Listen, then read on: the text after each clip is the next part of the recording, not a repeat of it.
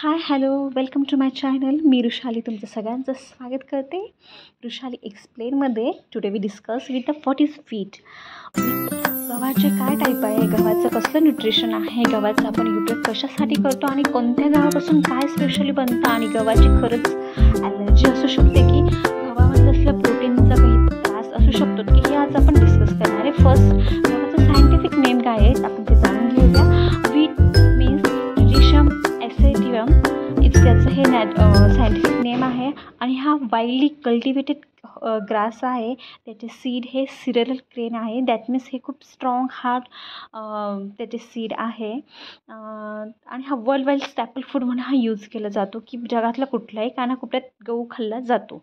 It was the first domestic in the middle east and it's now grown globally.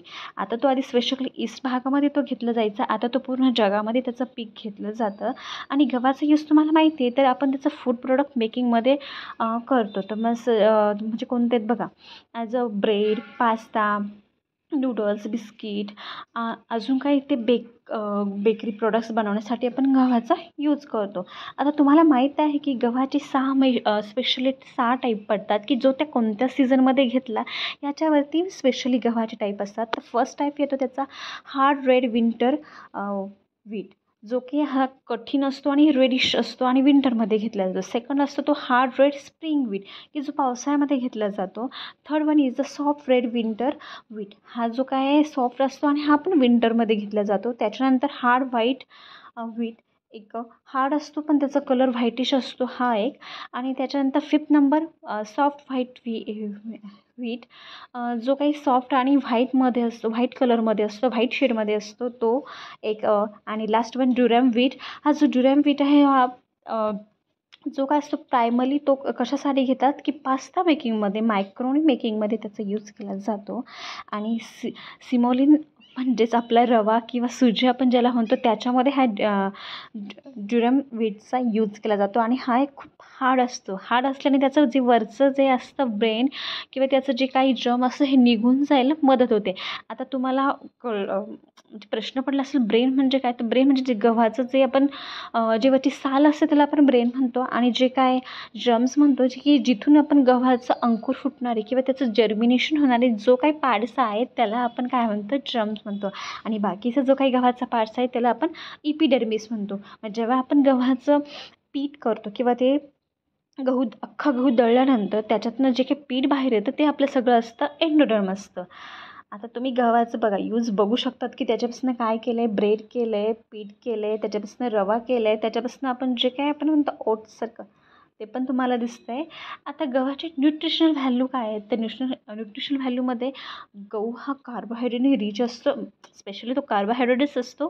Then fibre, proteins हे गव्हामध्ये असतात. त्याच्यानंतर vitamins पण गव्हामध्ये असतात. आणि व्हिटॅमिन्समध्ये काय असतात गव्हामध्ये, बी ग्रुपचे व्हिटॅमिन्स असतात, रायबोफ्लोबिन, थायमिन वगैरे हे व्हिटॅमिन्स गव्हामध्ये असतात. त्याच्यानंतर व्हिटॅमिन पण गव्हामध्ये असतो. आणि मिनरल्स काय असतात तर त्याच्यामध्ये iron, magnesium, phosphorus, zinc, selenium and manganese हे सारखे मिनरल्स पण गव्हामध्ये असतात. आणि गहू एक तुम्हाला माहिती आहे की एक गंमत म्हणून गहू हा मोस्ट ऑफ अँटीऑक्सिडंट आहे. एक अँटीऑक्सिडंट म्हणून गव्हाचा आपण उपयोग करत असतो. त्याच्यानंतर आता आपण न्यूट्रिशनल व्हॅल्यू गव्हाची बघितली. आता आपण गव्हामध्ये की काय जे आपण आहेत त्याच्याबद्दल काय आपण प्रिकॉशन घ्यायची किंवा त्याच्या खाण्याबद्दल काय प्रिकॉशन घ्यायचे हे पण आता आपण बघणार आहोत. तर प्रिकॉशनमध्ये काय आहेत, ग्लुटेन की ज्यांना ग्लुटेनची ॲलर्जी आहे किंवा त्यांना सेलेलेक नावाचा डिसीज आहे किंवा ज्यांना ग्लुटेन सेन्सिटिव्ह आहे, ग्लुटेन ही गव्हाचं प्रोटीन्स आहे, तेव्हा त्यांनी हा गहू अवॉइड करायचा.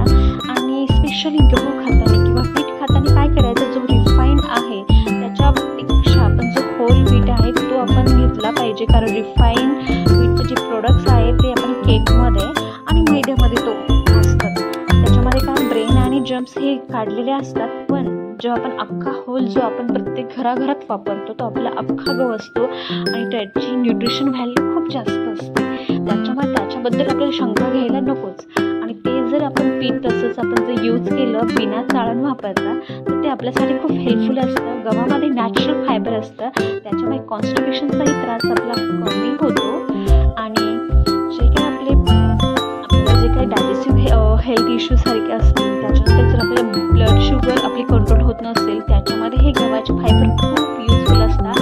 त्याच्यानंतर सगळ्यांचा आवडतीचा विषय म्हणजे वेट लॉस टेक्निकमध्येही आपण गव्हाचे प्रोडक्ट वापरू शकतो, कारण त्याच्यामध्ये जास्त फायबर्स असतात. पण आपण रिफाईंड आटा जो वापरतो तो अवॉइड करायचा. नॅचरली आपला जो होल व्हीटचा जो काही असेल ते फ्लोअर आपण करायचा. आणि हार्ट हेल्थमध्ये की म्हणजे जे काय हार्ट डिसीज असेल त्याच्यामध्ये गहू हा हेल्पफुल असतो. त्याच्यामुळे तुम्ही बघितलं असेल की गव्हाचे खूप सारे उपयोग आहे. चला तर मग सगळ्यांनी गव्हाच्या चपात्यांचा किंवा गव्हापासून बनवलेल्या पदार्थांचा आस्वाद घेऊया. तुम्ही मला ऐकून घेतलं त्याबद्दल थँक्यू.